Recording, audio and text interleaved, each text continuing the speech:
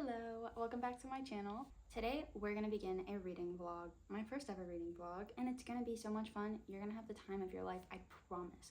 So before we get into what I'm working on right now, I want to tell you what I've already read, and I'll go into more detail in my reading wrap-up video for the month, but for now, here's what I read. First, I read Bookshops and Bone Dust by Travis Baldree. I've also read Mexican Gothic by Sylvia Moreno Garcia, Heavenbreaker by Sarah Wolf, and I read Half a Soul by Olivia Atwater. So I'm actually working on two books right now. First is Odd Thomas by Dean Koontz, and I discussed this a little bit in my fall reading recommendation video, but it's good. It's my second time through. The other book that I'm working on right now is The Southern Book Club's Guide to Slaying Vampires by Grady Hendrix. For some reason, that title is really hard for me to say. Like, say it 3 times fast and tell me if you agree. Let me just update you on where I'm at. So, Odd Thomas, I've been there, done that. It's still really good, really enjoying it. I don't really have a lot to say right now, aside from the fact that I really like the characters and I like their interactions, and I know it's gonna happen and it just makes me sad. But we'll move on. So, as for the Southern Book Club's Guide to Slaying Vampires, this one is one that I have not read before, and it is giving me emotions. I am experiencing rage and disgust and just confusion. That's not an emotion, that's a mental state, but I'm feeling it. I'm a little over halfway through right now, and I'm just, all I can say is that I am losing it right now, and so far I recommend it. I think that if this book continues on the path that it's taking, it could be a 5-star read. I think that's all I have to say for now.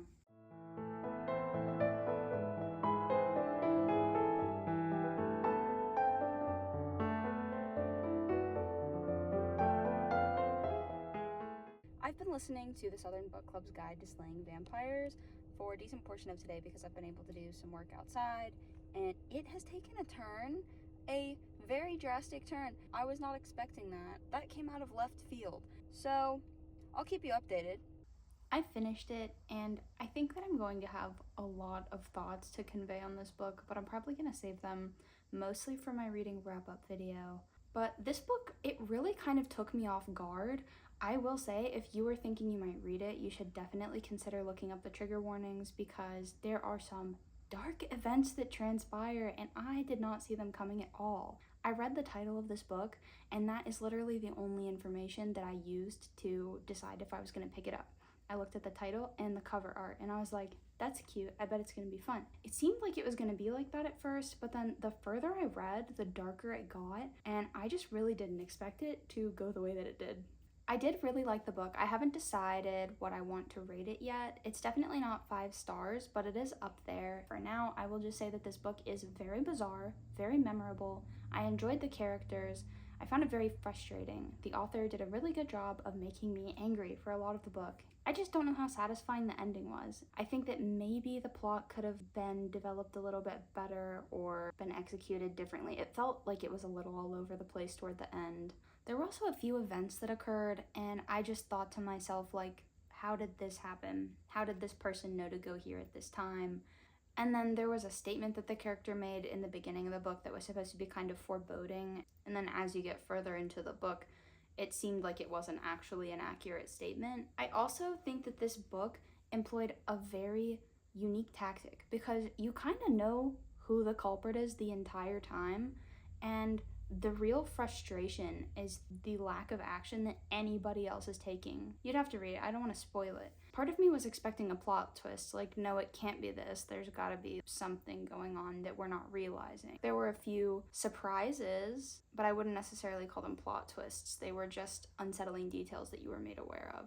That's all I have to say about it until my reading wrap-up. As you can tell, I've been listening to a bunch of audiobooks, and I'm really just feeling the urge to read something physical. I think for a couple hours at least, I'm going to work on Cold Fire by Dean Koontz. I think I started the first chapter last night. It might have been the night before. So far, I'm intrigued. And then later this evening, I've got some cleaning that I need to do, so I'll probably listen to Odd Thomas while I do that. And I'll keep you updated.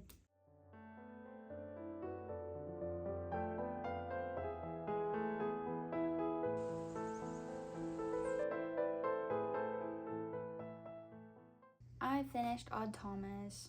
It was sad. I knew it was coming, and it was still sad.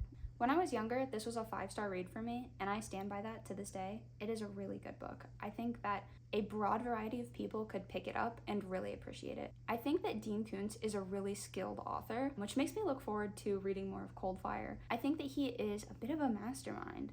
There are so many things in this book that don't need to be in the book for the story to be told, but they're added, and they add so much depth to the character and the setting and the relationships. I really appreciate how the author shows you Odd's relationships with his parents, and then the relationships that he has with the people who he's come to know in his adult life. I think that it's a very beautiful story that he paints, and I appreciate it deeply. It's very exciting. It definitely reads like a thriller at times.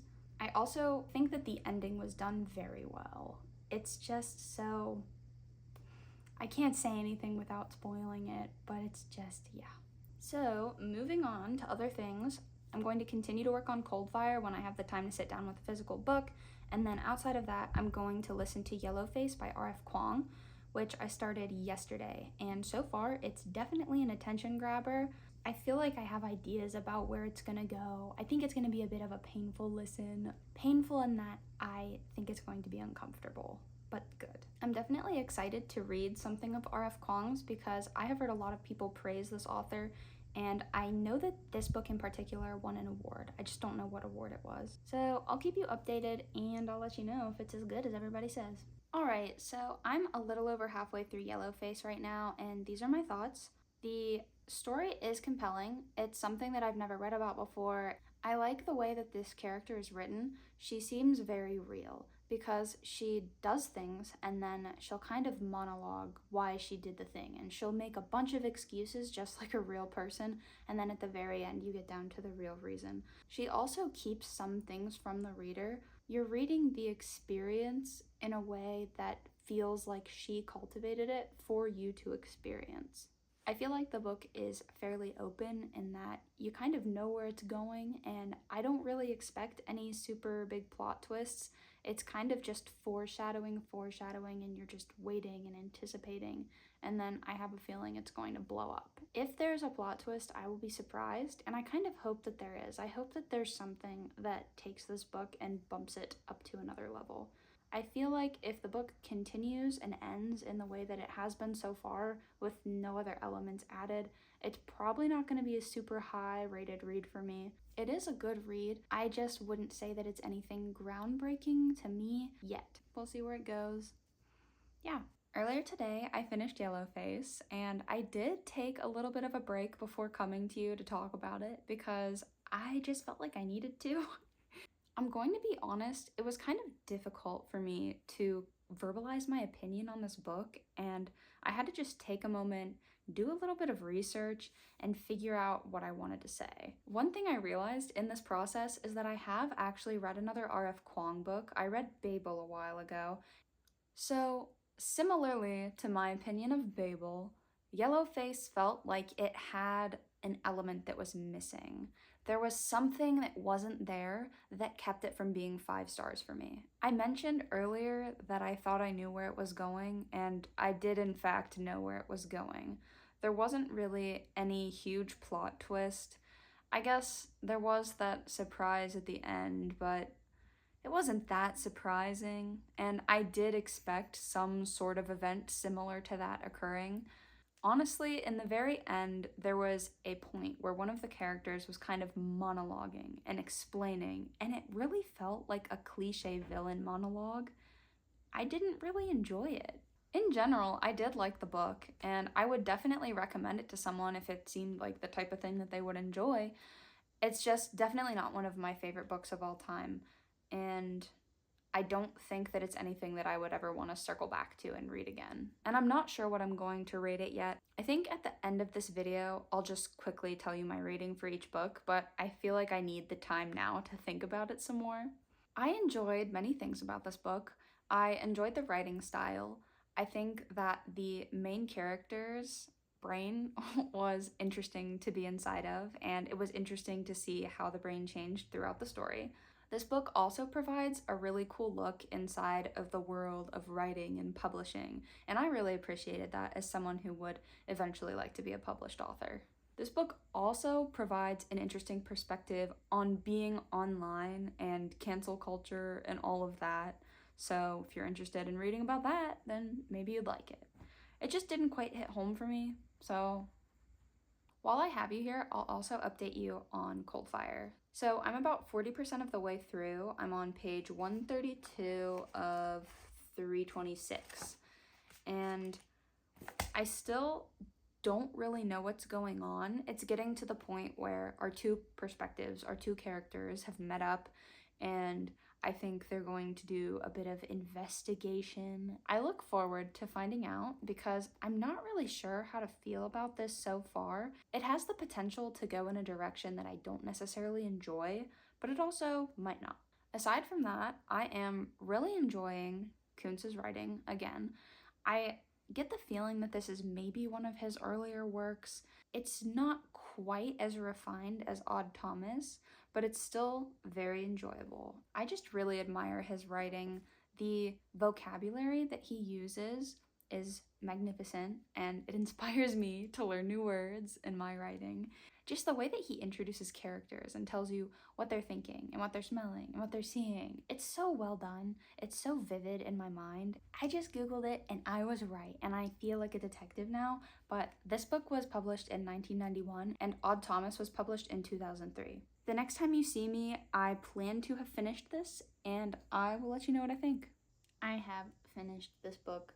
So the place where I was at the last time I talked to you guys was kind of the last place where I was finding enjoyment in the story, because it really just went downhill from there. There were some things that I liked. I liked the first half of the book. I think that the premise was really good. I think that it could have gone in a very nice direction. I just think that the way that it did go was awful. The writing, of course, was really great. Dean Koontz just paints scenes and people so vividly. It's a joy to read, even when the story is not that great. Now, let's talk about what I did not like about this book, and that would be the entirety of the second half. This book had insta-love in it, and it was self-aware, but I still just hated it, and I don't think that that's an excuse for it existing.